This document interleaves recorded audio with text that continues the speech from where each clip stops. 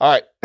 Michigan State takes care of Rutgers. This one was kind of close for a little while. Rutgers was hanging in there, but eventually, Michigan State kind of just found their way, and Rutgers' offense just kind of stalled, and they were able to pull away in this one. Kent, I know you had some thoughts about Michigan State, so dazzle us with your thoughts.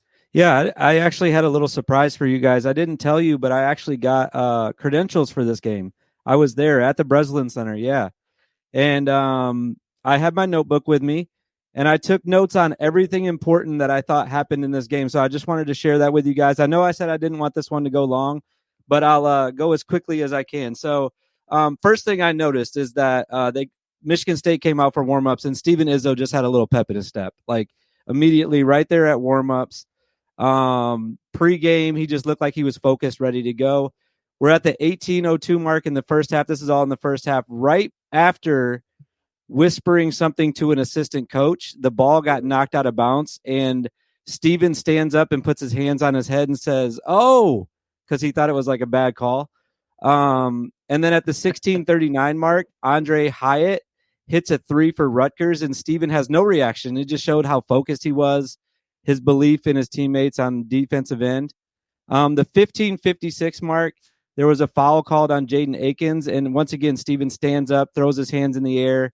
There's a TV timeout. He's the first one at the timeout huddle, so just shows how focused he is. And then right before halftime, Rutgers is trying to run offense. He's sitting cross-legged at his ankles, and then Rutgers was called for a shot clock violation. He stands up and does the incomplete pass motion. So really, once again, Steven just all in. And then just a couple things in the second half that I noticed. 18:27 mark, Madi Sissoko gets an entry pass. That's when Steven stands up. Andre Hyatt gets called for the shooting foul, and Steven rubs his eyes. It kind of looked like he was in disbelief that Madi didn't finish the play right there. He also stands up for an entire possession at the 15:50 mark. At the 11:34 mark, Carson Cooper gets the ball inside, and Steven stands up once again. Cooper dunks, and then Steven does a full vertical jump with a double fist pump.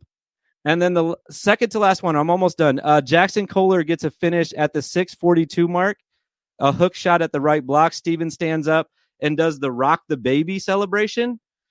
And then lastly, with 33 seconds to go in the game, Steven Izzo is actually on the court and crosses somebody over. He gets fouled, and the ball somehow finds its way into the rim for the and one make. Michigan State, like you said, 73-55, great win for them. And really, to me, from inside the stadium, it felt like it was all because of Steven Izzo. And based on Twitter, I think everybody noticed that. Wow. Yeah, that's what you come to the Big Ten Huddle for, is Kent's credential analysis of Steven Izzo. I love it. This from in the stadium, by the way. Yeah, I was definitely there. I love it. How'd you get credentials for it? We've been growing on Twitter, more followers just gets more respect. So like, I once again, thank you to the Michigan State staff for having me there. And I was really glad that I was able to take notes on all those important things that happened in the game. Yeah. Thank you to Steven Izzo for giving us great content as well. Shaps, do you have any thoughts on the game or just Steven Izzo? Because we can just make this a Steven Izzo recap if we want. Yeah, this was the Steven Izzo game. Absolutely. Had a breakout performance. Steven was scoreless in his first 42 games of his career, and just broke out for a massive 3 points. Drew a foul in there too, was really moving the ball well, did a great job of, dribbling out the clock at the end. Really, really impressive stuff from Steven. I think he's more than earned his spot on this team.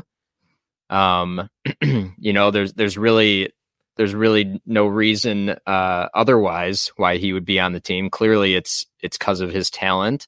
And finally, he just got the opportunity to show why he belongs in the Big Ten. And I'm just really happy for Steven. Mm-hmm. I'm big on points per minute. Does anybody average better than 3 points per minute in the Big Ten? I don't know. I don't think so. We'll have to check CBB analytics we'll have for to that. Check CBB analytics and see.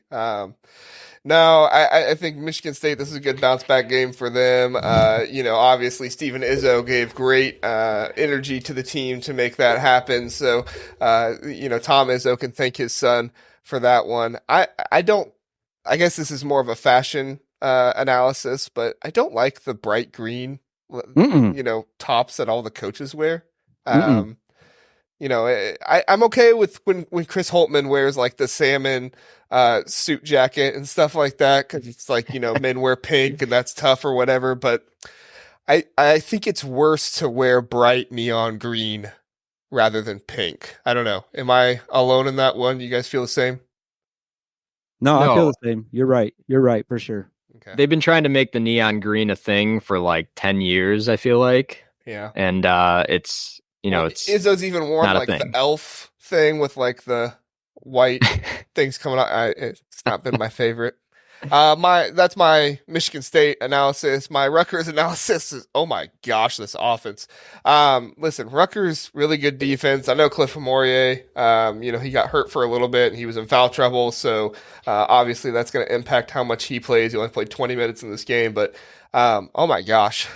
Steve Peichel has got to figure something out with this offense, because at certain points in this game, I was watching it, there were literally just guys next to each other, like handing the ball to each other. I was like, oh my gosh, the spacing is awful. Figure something else out. It just kind of hurt to watch at certain points. Shaps, do you feel the same way about the Rutgers offense?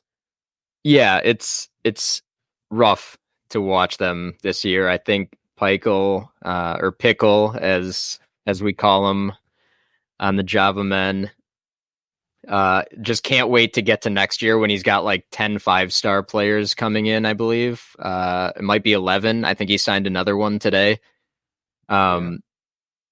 Rutgers, they have a good front court, but their back court is pretty bad, and that's why they can't get into any offense. Michigan State is actually kind of the opposite, where they have really, really good guards, obviously in Hogard and Walker, who can take over games, and they usually do. But I don't think the Michigan State front court is very good. I wrote this down. Sissoko and Cooper combined for 30 minutes and scored 7 points. Those guys just don't do it for me. Malik Hall's getting better, though. I will say I'll defend their front court just a little bit. He has been playing a little bit better lately. Hey, he was the Ken Pom MVP in this one. So, I mean, when you win Ken Pom MVP, that's something. If you put him in more of a front, I mean, he's kind of a wing, but yeah, he plays in the front court as well. I mean more of just like they're big guys. Gotcha. They really struggle. The Big Ten Huddle. Please do like and subscribe. We appreciate that. If this was your first time listening, we are the Big Ten Huddle. We cover all things Big Ten football and basketball. We have a long episode every Sunday, Tuesday, and Wednesday night, all at 9 o'clock. So come in, check us out, get in the chat, let us know what you're thinking. We would love to have you join us and learn more about the Big Ten.